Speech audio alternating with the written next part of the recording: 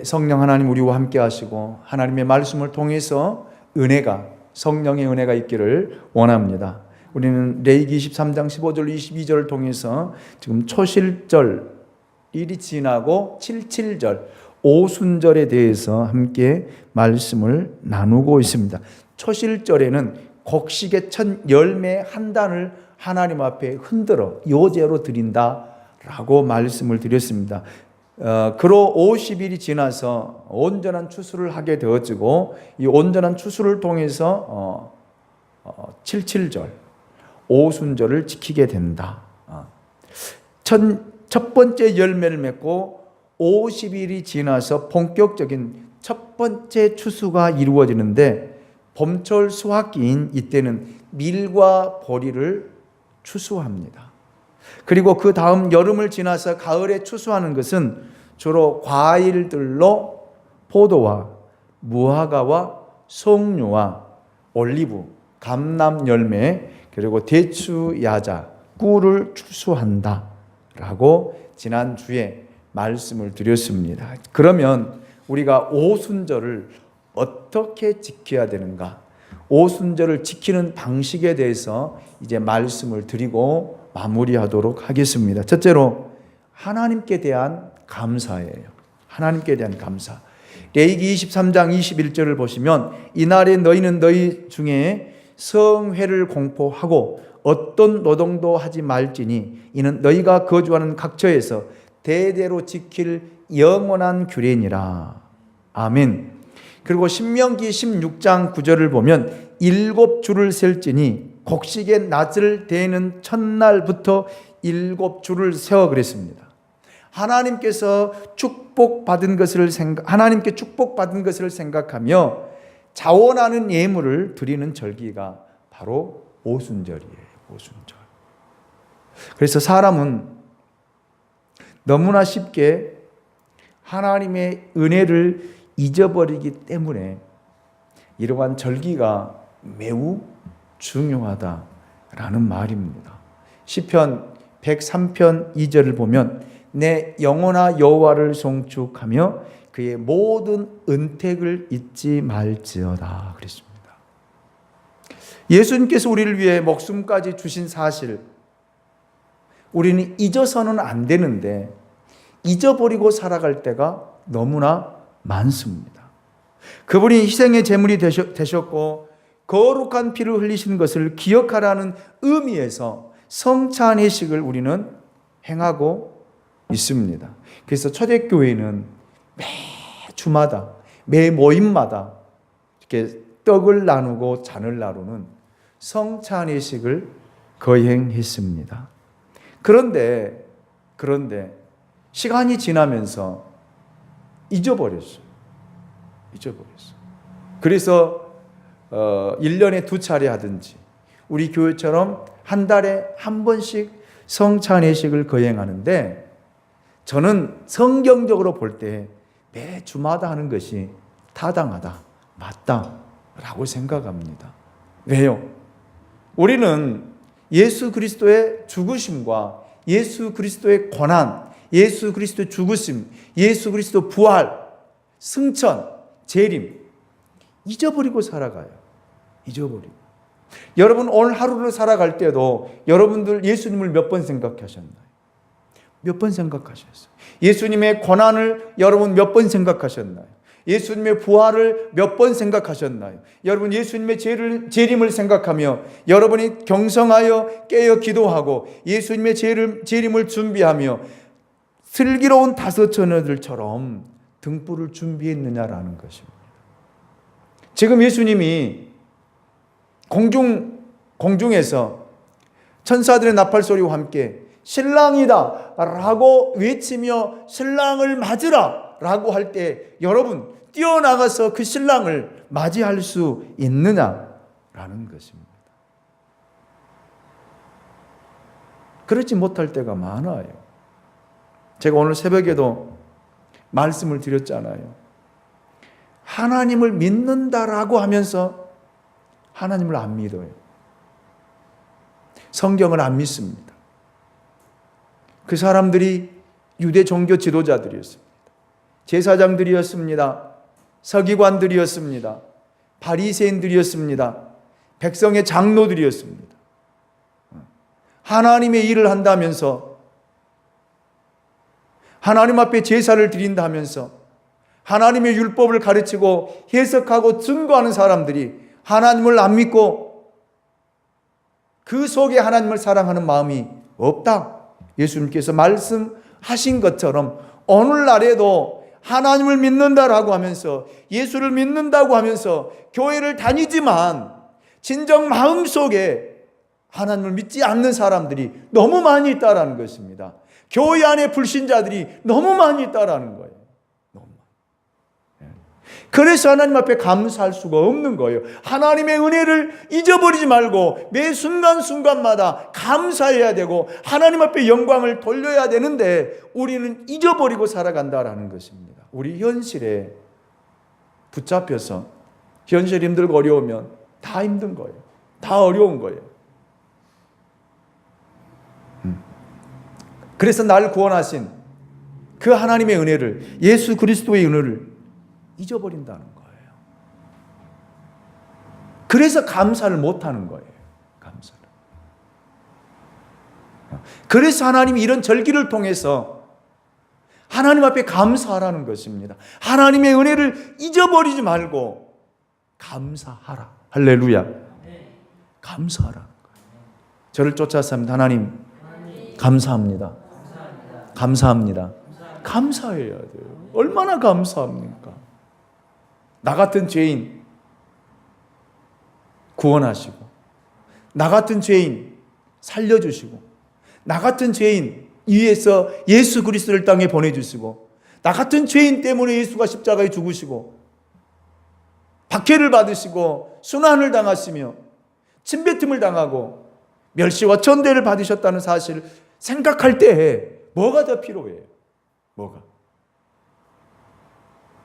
뭐가 더 필요합니까? 여러분에게 생명 주었는데 생명보다 더 귀하고 소중한 것이 어디 있겠습니까? 그걸 잊어버리지 말라는 거예요.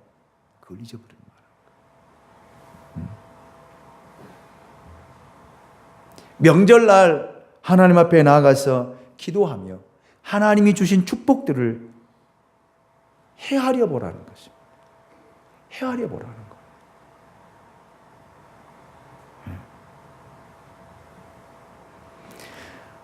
그래서 여러분, 우리는 늘 하나님 앞에 감사하는 저와 여러분이 될 수 있기를 예수 그리스도의 이름으로 축원합니다.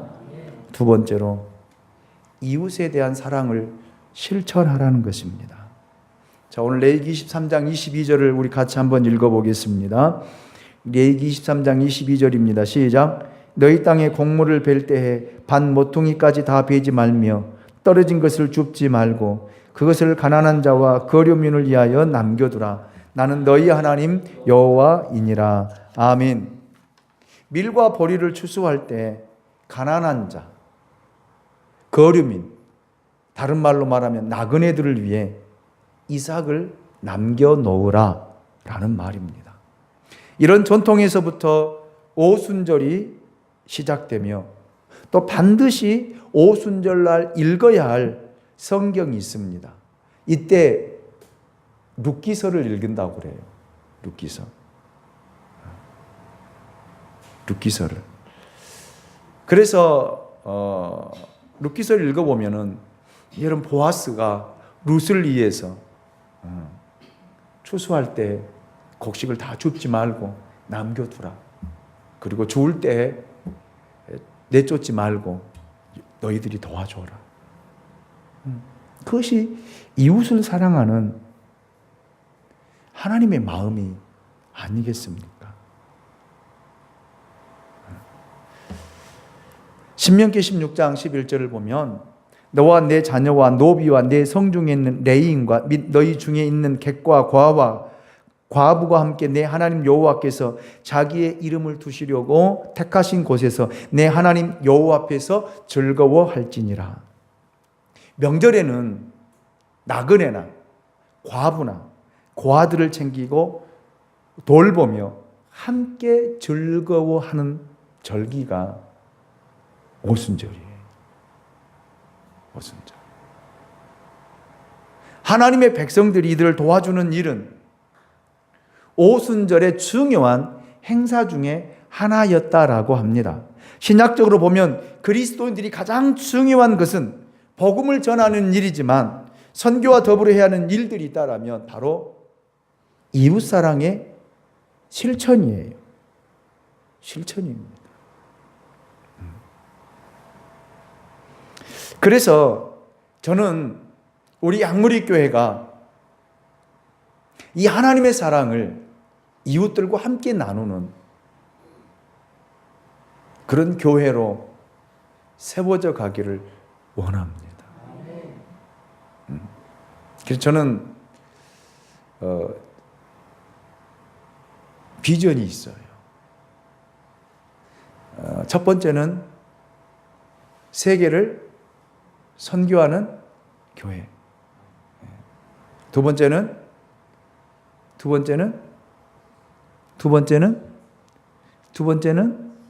지역사회를 섬기는 교회. 그래서 우리가 지난 추수감사절 때에도 우리가 이웃사랑을 실천했어요. 절기를 통해서 하나님의 사랑을 나누고 하나님의 사랑을 우리가 실천하는 일들을 행했습니다. 그 일을 하고 났더니 이웃에 있는 사람들이 지지난주에까지도 양무리교회 목사님이시죠. 지나가는데 떡과 쌀 잘 받았어요. 몇 개월이 지났어요. 지금. 그런데도 그걸 잊어버리지 않고 이야기를 하시더라고요. 우리가 그거 소리 듣기 위해서 하는 것이 아니라 정말 하나님 우리에게 은혜 주신 것, 그 사랑을 나누기 위함이었어요. 그래서 쌀, 떡, 과일 이런 것을 너무너무 잘 받았다라는 이야기를 들을 때 하나님 감사합니다. 그래서 이번 부활주일 때도 500개의 떡을 만들어서 좀 이웃과 함께 나누려고 그래요. 그래서 섬기는 분들이 많이 나오면 떡을 좀 크게 만들어서 좀 나누려고 그래요. 좀 적게 만드니까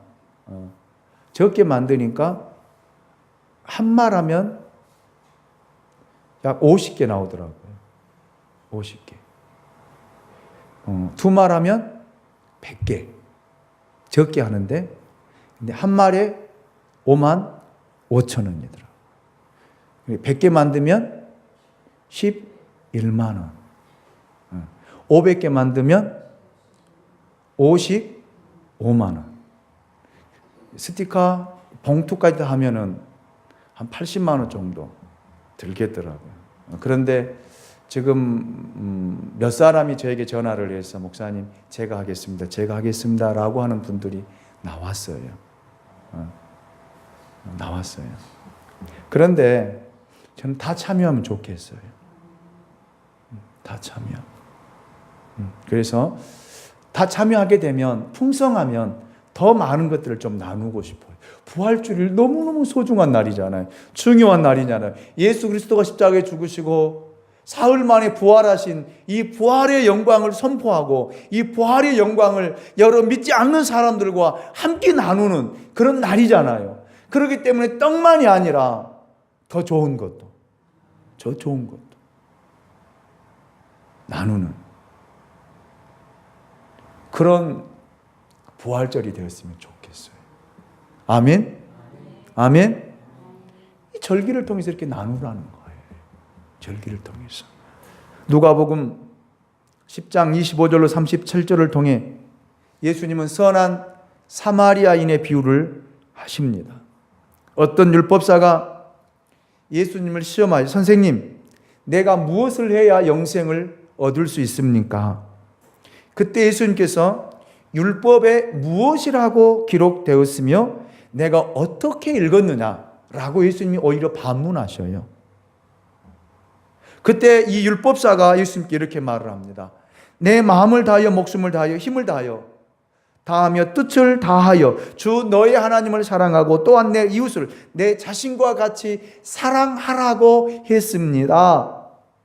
라고 율법사가 예수님의 말에 대답할 때 예수님께서 내 대답이 옳도다.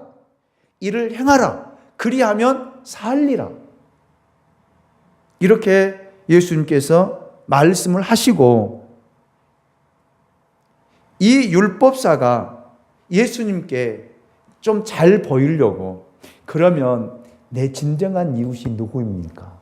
라고 예수님께 되물어보아요. 되물어보아요.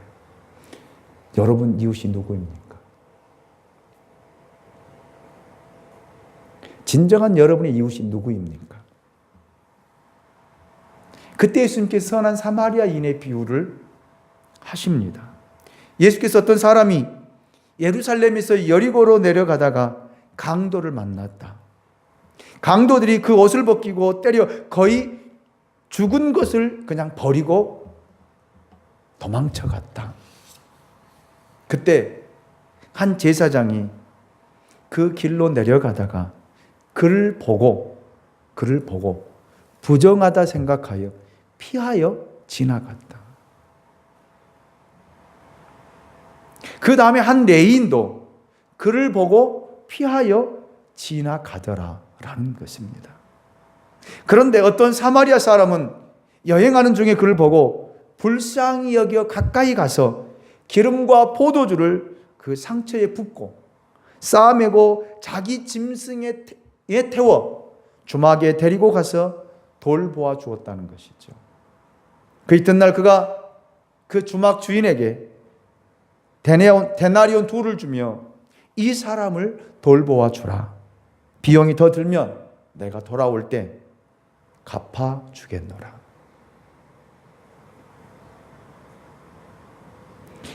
내 생각에는 이 세 사람 중 누가 강도 만난 자의 이웃이 되겠느냐 라고 물을 때 율법사는 자비를 베푼 자입니다. 그때 예수님께서 가서 너도 이렇게 하라. 너도 이렇게 하라. 아멘. 아멘. 이렇게 친히 예수님이 말씀하셨습니다.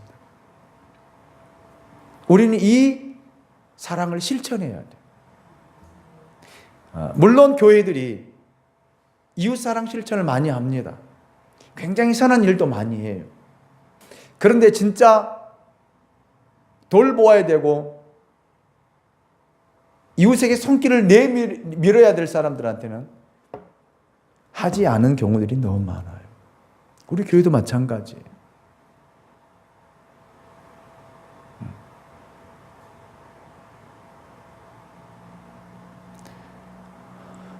정말 힘들고 어려운 사람들이 돌아와서 우리에게 손을 내밀 때 요즘에는 많이 훈련됐어요. 우리 교회 교우들도. 지갑에서 빨리 빼서 1,000원짜리 빼서 주는 일들을 보면 아, 훈련이 이제 많이 됐다.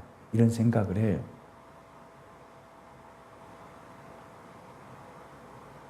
그런데도 제가 볼 때는 아직 부족한 부분이 너무 많아요. 우리 김정아 성도님 같은 경우가 저는 그래요. 주일날 예배 드리러 오면 그분은 좀 우리가 볼 때에도 아프신 분이에요. 정상인이 아니잖아요. 그렇죠?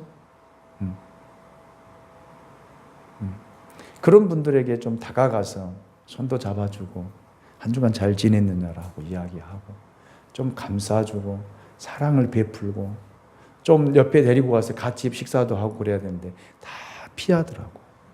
거기 앉을까 봐 피해요. 그러니까 결국 가는 곳이 어디냐면 최연아 집사님 옆이에요.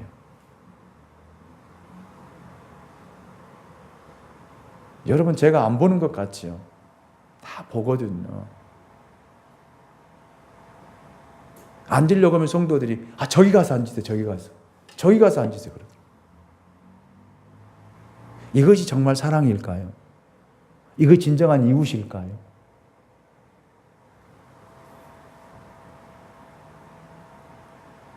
저 자신부터 돌아보아야 돼요.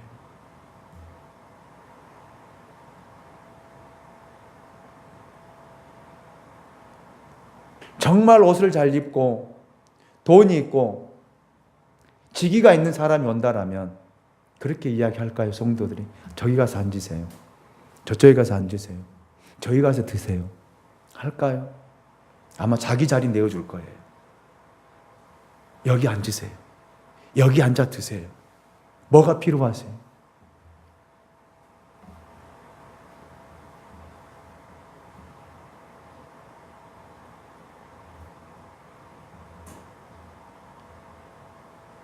하나님은 그런 사람을 진정한 이웃이라고 이야기하지 않아요.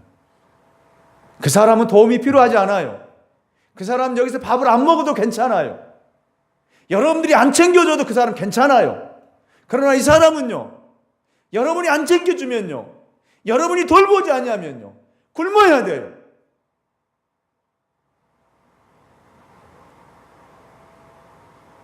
어떤 사람이 진정한 이웃이냐 이 말입니다.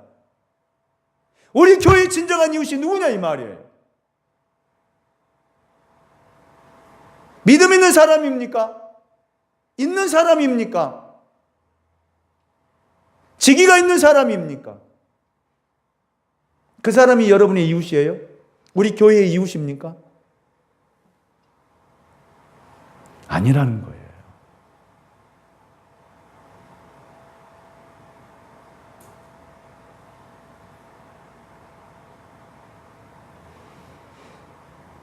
그러면서 저는 참 그래도 우리 교회는 소망이 있다라고 하는 것이, 그래도 우리 최은아 집사님, 최은 집사님이 그분을 챙겨주고 데리고 가고 특송한다니까 그걸 다 맞춰주는 거 보니까 내가 되어가는구나. 악보를 다 뽑아가지고 하고 하는 모습. 그런데 이제 그것도 알아야 돼. 이제 앞에 특송하는 거 세우는 걸 좀 우리가 삼가시켜야 돼요. 저도 나중에 들었는데 그분이 지금 중간중간 나갔던 게 담배 피고 온다는 거예요. 제가 그 이야기를 듣고 특송하는 거 자제를 시켜야 되겠다. 하는 건 좋은데 그걸 이제 바꿔줄 필요가 있어요. 정말 특송하려면, 하나님 앞에 찬양하려면 끊어라. 그리고 해라. 그때는 언제든지 세워줄 수 있다.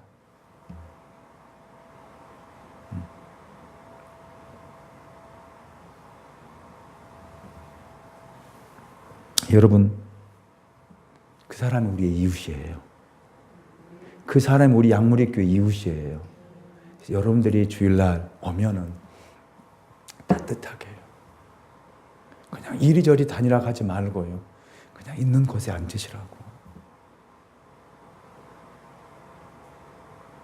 그런 사랑을 베푸는 교회가 되어야지 하나님이 다른 사람 보내줘요. 교회가 그래야만이 성장하는 거예요. 부흥하는 거예요.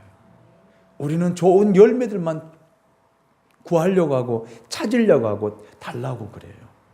그러나 하나님은요, 고아와 나그네와 과부들을 돌아보라는 거예요.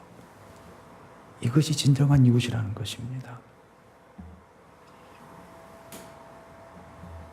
그래서 사랑을 실천하는 것 매우 중요해요. 제가 여러분에게도 지난번에도 말씀을 드렸잖아요. 여러분 전철 타거나 여러분 전철역에서 올라올 때 누구 한 푼 달라고 하면은 그냥 드리세요. 계산하지 말고 드리세요. 그런데 줄 때는 그냥 주님의 이름으로요. 주님의 이름으로. 성경에서요, 우리가 다 드리는 것은요, 하나님 앞에 감사하여 드리는 것이에요. 그렇죠? 11조도 감사헌금도 구제헌금도 성교헌금도 건축헌금도 일천번제도 다 우리의 목적을 위해서 드리잖아요. 하나님 앞에 그냥 드리는 거예요. 감사해서. 그런데 여러분, 그런 것은 여러분 이웃에게 드리는 것, 구제 헌금을 드리는 것은요, 하나님 앞에 구워 드리는 거예요. 그래서 제가 우리 교우들에게 항상 이야기하는 것이 구제헌금은 꼭 해라. 하나님 앞에 구워드려라. 하나님께 구워드리면 하나님이 절대 안 떼어먹어요. 아멘 좀 하세요. 하나님이 절대 안 떼어먹는다니까요. 만물을 지으신 하나님이, 창조주 하나님이 여러분 돈 떼어먹겠습니까? 안 떼어먹어요. 유일하게 우리가 하나님 앞에 구워드리는 것이 있어요. 그게 뭐냐? 구제헌금이에요. 그리고 구제예요. 성경에서 분명하게 말씀을 하잖아요. 그런데 왜 그걸 못하냐고. 그런데 구제헌금도 인색하게 하지 마세요. 인색하게.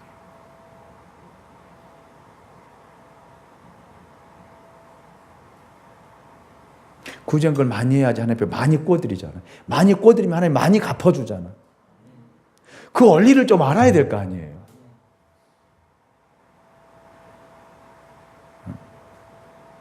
그렇죠?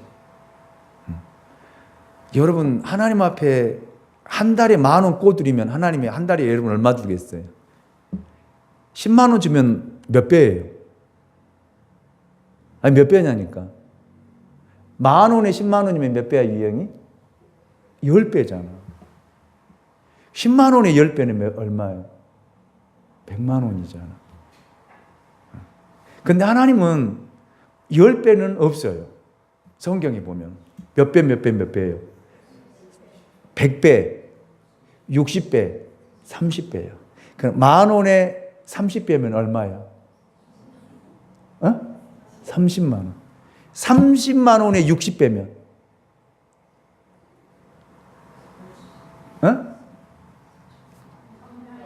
예? 1,800만 원. 그러면 내가 한 달에 구제헌금 30만 원 들여서 1,800만 원을 받는 것이 이득이겠어요? 손해겠어요? 한번 물어봅시다. 우리가 헌금도 이런 원리를 알고 드리면 어마어마한 우리에게 유익이에요.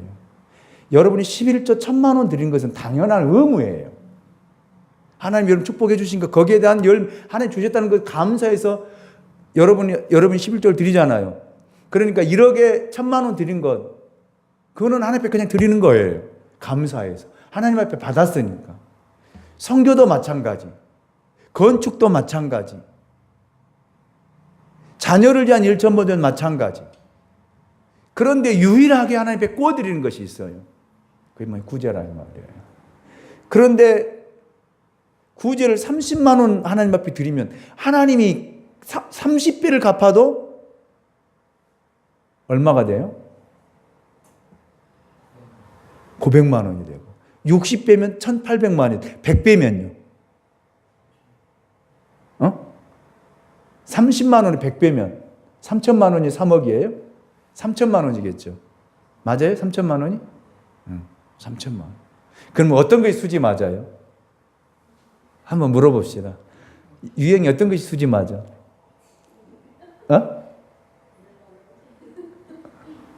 최은 집사님, 아니, 많이 드리는 것이 중요한 것이 아니다니까.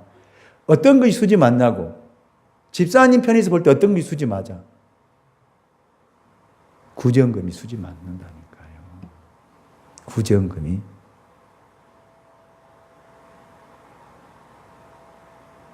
구제헌금. 근데 우리 교회 교우들 다 보면 10,000원? 그러니까 10,000원에 30 해봤자 얼마야? 30만 원밖에 못 받는 거야. 2만 원. 제일 많이 한 사람이 2만 원. 그럼 2만 원에 30 해봤자 얼마야? 그거밖에 복을 못 받는 거예요. 하나님 우리 가정에 돈이 필요합니다. 더 많이 주세요 하면은 하나님 앞에 그냥 꿔드리세요. 그냥 드리지 말고 꿔드리라니까. 내가 좀 덜 쓰고 꿔드리라고. 사업하신 분들은 그거를 빨리 캐치해야 돼요. 앞으로 심영만 집사님이나 우리 최연아 집사님이나 그다음에 변재빈 입장 같은 경우는 사업하신 분들이기 때문에 그걸 빨리 캐치해서 내가 하나님 앞에 한 달에 얼마씩 꿔드려야 되겠다. 그럼 100만 원씩만 꿔드린다고 생각해 보세요. 그러면 30배면 얼마예요? 100만 원에 30배면 얼마예요? 3천만 원이죠. 맞아요?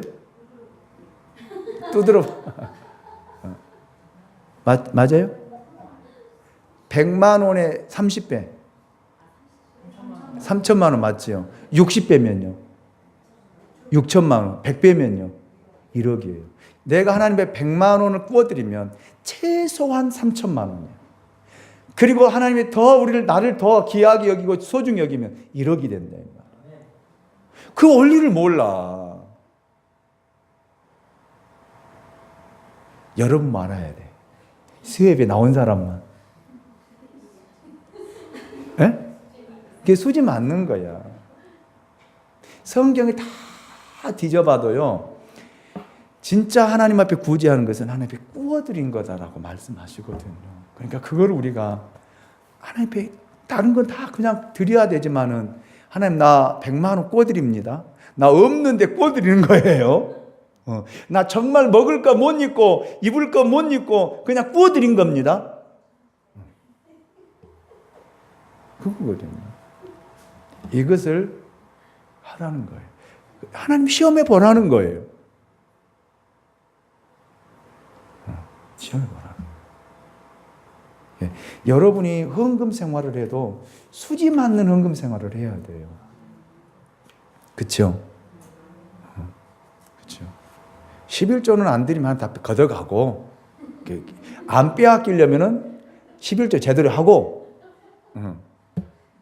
날마다 감사함이 넘치는 삶을 살려면 감사헌금 하고 여러분을 통해서 복음이 전파되기를 원한다면 선교하고 하나님의 교회를 세우기 위해서 여러분들이 한다면 건축헌금을 드리고 그건 다 드리는 거잖아.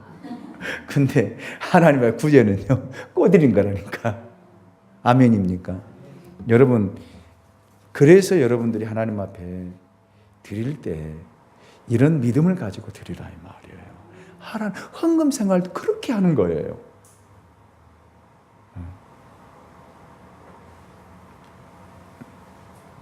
그래서 여러분 이웃들과 함께 나누는, 그래서 교회가 더 부흥하고 성장하려면 이웃과 나누는 교회가 되어야 돼요.